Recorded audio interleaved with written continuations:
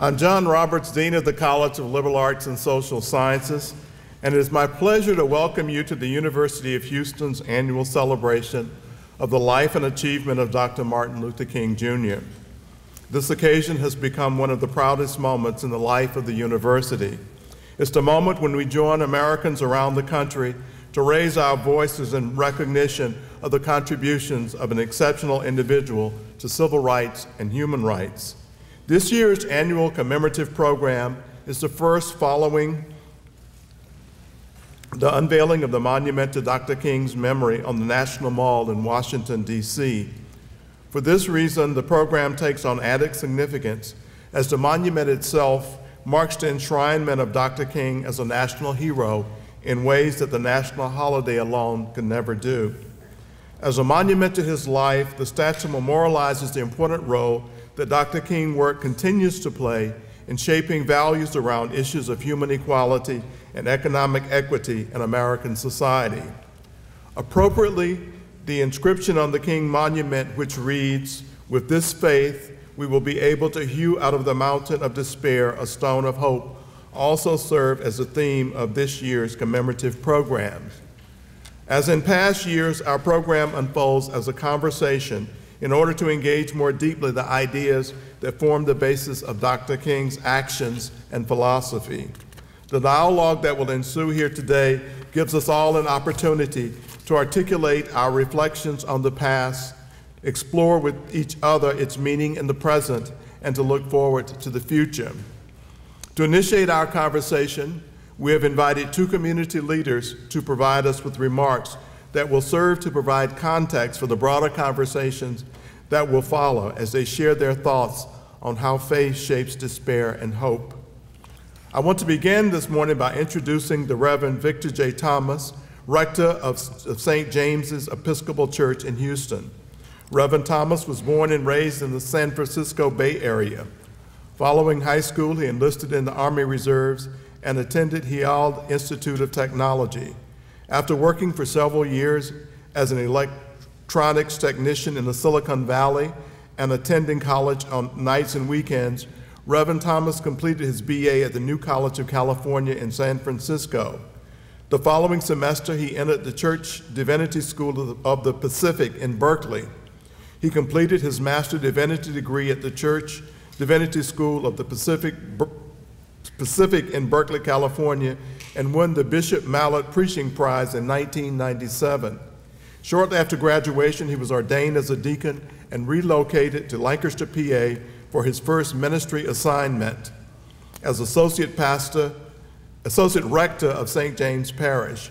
He was ordained a priest in May 1998. While in Lancaster, he led youth and adults on 4 mission trips to Mexico, Honduras, Canada, and South Dakota. He served as chair of the Urban League of Lancaster from 1999 to 2001. He became rector of St. Paul's Episcopal Church in Harrisburg, PA, and executive director of the St. Barnabas Center for Ministry in September 2002 and served through 2008. In 2006, he was elected as deputy to the General Convention of the Episcopal Church in Columbus, Ohio, and served as chair of the Bishop's Commission on Racism for the Diocese of Central Pennsylvania. On January 1, 2009, he began his new ministry as rector of St. James Episcopal Church in Houston. Reverend Thomas is married to the former Nicole Hudson, and they have 2 children, Brianna and Bryce. We're very pleased that he is able to join us today and share some of his thoughts with us. Reverend Thomas? It's so good to be here, and I thank you for the invitation to come here and speak about the Reverend Dr. Martin Luther King, Jr., and about providing a perspective on how faith shapes despair and hope. The Bible says in Hebrews 11:1 that faith is the substance of things hoped for, the evidence of things unseen. And Martin King was a man of great faith, and he inspired many people to live out lives of faith. He was a man of brilliance. And what I mean by that is that he had a pursuit of the life of the mind. Religion has always been coupled with the life of the mind, and it is really a terrible thing when we try to say that religion does not uphold the life of the mind. He was a prime example of intellectual pursuits. King went to Morehouse College when he was just 15 years old. And then after exiting Morehouse College and graduating, he went to Cougar Theological Seminary. And then he eventually earned his PhD at Boston University in theology. Theology is an interesting subject because theology is basically, and I did not come up with this myself, faith-seeking understanding. You have to remember this was an interesting time in the American scene. He was living in a nation that was segregated, that African Americans, minorities suffered violence on a daily basis. People had limited opportunities, but he had a faith coupled with his brilliance to look at the dilemma that was all around him and not to fall into despair. He made amazing contributions, and many of us think about all the things that he said, the words, the marches, the boycotts. But if you think of his contributions, everything that he set out to do basically was turned into laws for us eventually. Think about the Civil Rights Act of 1964, the Voting Rights Act of 1965. These things had a major influence.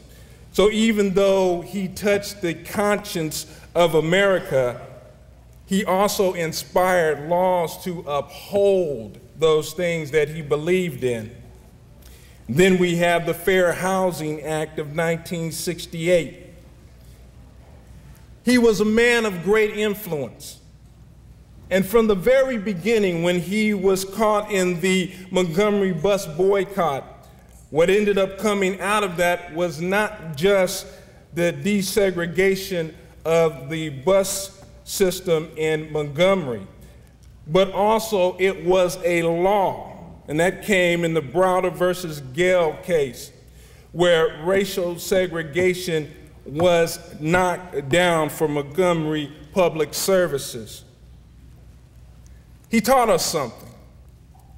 He taught us something because he had a faith that continued to inspire him to be a teacher of people as well. In the Book of Common Prayer, there is a baptismal covenant. And one of the things that we commit to in the baptismal covenant, this faith that we have, is that we will uphold the dignity of every human being. Martin King was an example of that. And I think that his life, the way he lived, the way he conducted himself, and the things that he valued, what he believed in, and what he was willing to work for and also to die for, is an example of upholding the dignity of every human being. When you think about the Civil Rights Act of 1964, not only did that open up the door for African Americans, but that opened up the door for women. His influence was monumental. And when you think about it, this baptismal covenant, this upholding the dignity of every human being, whether we are Jewish or Christian or even a non-believer altogether, is something that we want to do because it is decent and it is right to do. King once said, if we all are able to contribute, and if we all are able to play a part in our society, all of us become better. One of the things that we struggle in this nation today is the tendency and the temptation of having a nation that may be for some people, for some people to benefit and not for all people to benefit. That's something that was near and dear to Reverend King's heart. With my work in the Urban League and also with St. Barnabas Center for Ministry when I was in Pennsylvania, I got a chance to see people from all sorts of locations on our societal map. It was an opportunity to see how many people are still in great pain, are still hurting in many locations of our nation. When King speaks of having a dream, he speaks of touching the lives of everyone and giving them the possibility of hope. You see, what he taught us is simply this. He put together a syllabus, and his syllabus was life experience. He had learned from Harriet Tubman and Sojourner Truth, and from Fannie Lou Hamer, and from Mary McLeod Bethune, and from Frederick Douglass, and from W.E.B. Du Bois, and from James Weldon Johnson, and from Benjamin Mays, and from Ralph Bunche, and from Walter Rauschenbusch, and from Mahatma Gandhi, who went before him. And now he teaches and he sets into the lives of people who have come after him. The Barack Obamas, the Cornel West, the Henry Louis Gates Jr.'s, John W. Roberts, all of us, you and me, we come behind him. We are examples of the continuation of the dream. And if you ever want to learn about his life, we have to learn about the lives that flowed into his life and also understand that we are the lives that flow out of his life. When Martin dreamed, God gave him a gift to see the future through the eyes of faith. Not a future that would remain the same as status quo, but a future that would include all of us, you and me, that the possibilities would be huge. It teaches us to be people who don't wait for good things to happen to us, but to be people who make good things happen, not just for us, but for all of humanity. You have a part. Each one of us has a part. And it might not be clear right now what part you play, but each one of us has a part. And I believe that what we go through, what we do as a nation full of many people with many perspectives and faiths and backgrounds, is how we come together and take our role seriously. The biggest lie that anyone can tell you is that you don't matter. We all matter because we all are part of unwrapping the gift of the dream that Martin had.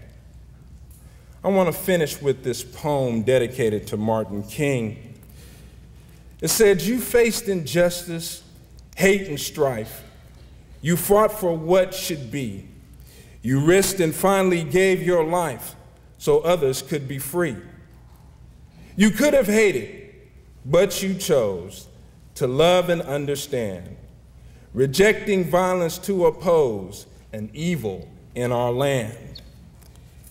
You not inflame, but still inspire with hope that wouldn't yield. You call for boycotts, not for fire, with faith your only shield.